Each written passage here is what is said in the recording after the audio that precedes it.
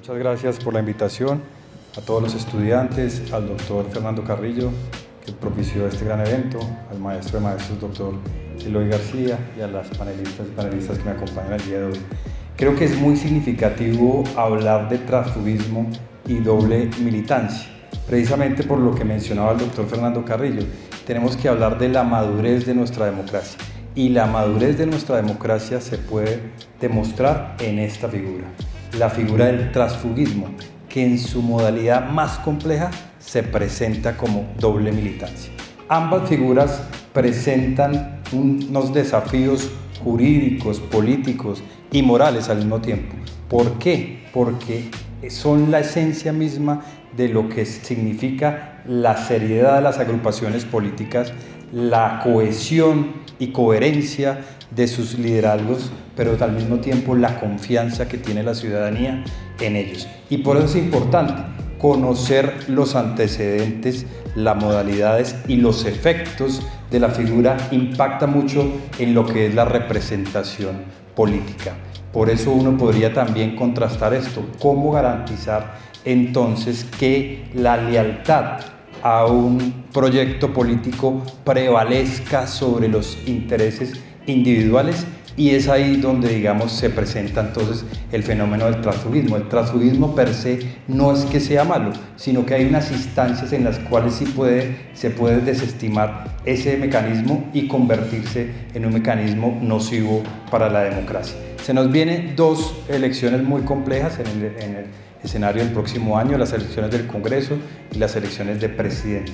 Esto cobra vital importancia porque para el Consejo Nacional Electoral empiezan a destacarse todas estas solicitudes de revocatoria, de inscripción de candidaturas basados en este fenómeno de la doble militancia. Y no solo para el Consejo Nacional Electoral, para el caso de la doctora Gloria también, como lo decía ella, a través de un sinnúmero de casos se podrá determinar si esas personas que acuden como una opción válida a las urnas de golpe tengan de pronto una inhabilidad por doble militancia.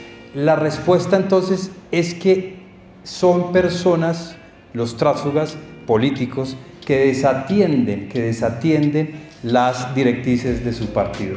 Hemos podido comprobar en un estudio que estamos haciendo sobre 40 jurisdicciones que desde Argentina hasta los Estados Unidos, desde Sudáfrica hasta el Reino Unido, desde España hasta Singapur, el transfugismo se mantiene como una figura permanente de los parlamentos o congresos, como sea el sistema de gobierno respectivo, en la cual un ciudadano que ha sido elegido renuncia a ese partido que lo ha elegido, lo ha hecho elegir, pero permanece, mantiene la representación.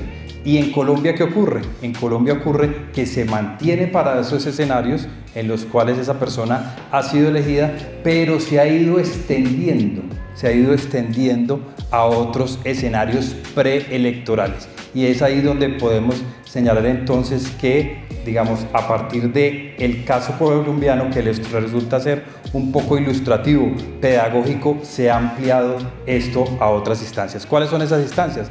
A los directivos de los partidos, a quienes participan en unas consultas, a los candidatos que participan en unas consultas y a los cargos uninominales, gobernadores y alcaldes. Y esto, como lo mencionábamos, en 40 jurisdicciones se mantiene la regla para el tema parlamentario, pero Colombia se ha vuelto una excepción y Colombia amplió esto al escenario preelectoral.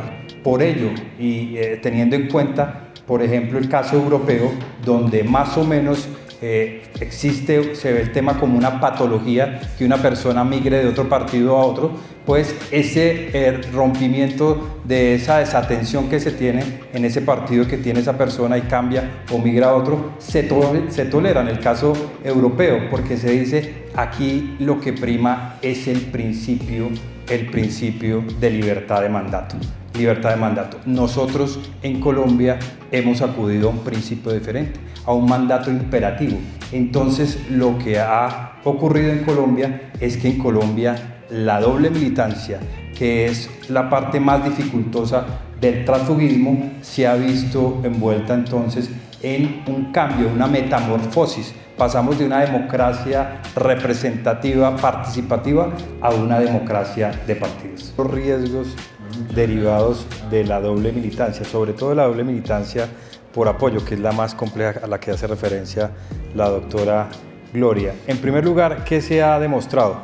Que realmente quienes demandan no son los candidatos ni las agrupaciones que se han visto afectadas por los apoyos cruzados, sino que son terceros, ciudadanos preocupados, que se dan a la tarea de hacer esas demandas. Y esto, ¿por qué es importante decirlo?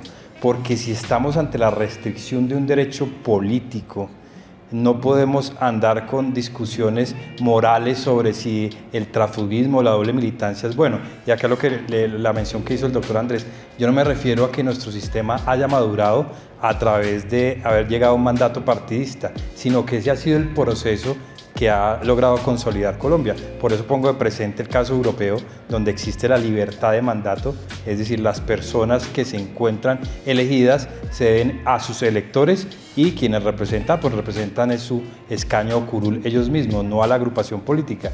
Lo propio ocurre en Asia, pero es un poco más asertivo a la hora de tomar decisiones punibles en ese país. Y volviendo al tema, si es posible entonces que las personas que demandan este tipo de elecciones por apoyos cruzados, ¿qué garantía entonces se tiene si no son los candidatos y las agrupaciones políticas las que se vieron afectadas por esos apoyos cruzados? ¿Por qué se permite eso?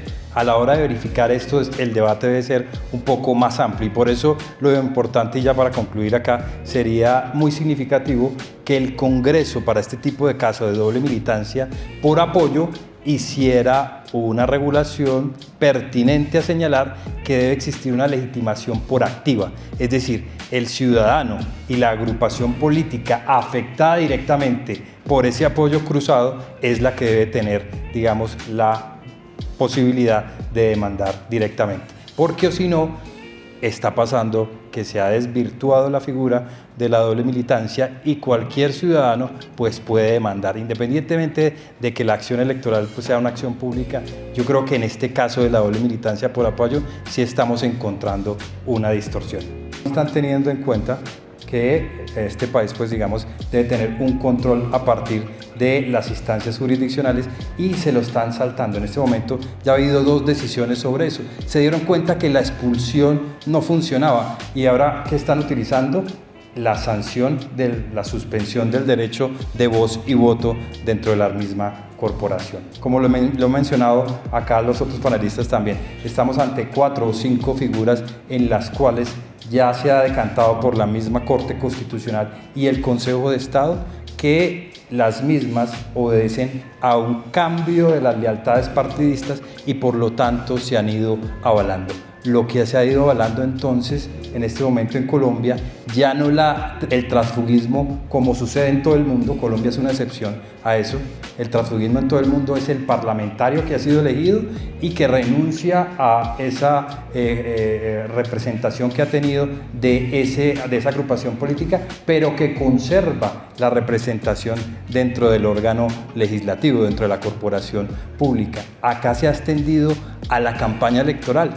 Entonces todas las personas que tienen cargos uninominales, gobernadores y alcaldes se pueden ver incursos en esa causal de nulidad por doble militancia. Importante destacar acá, ¿por qué? Porque la Corte Constitucional también lo ha dicho, a renglón que también lo ha dicho el Consejo de Estado.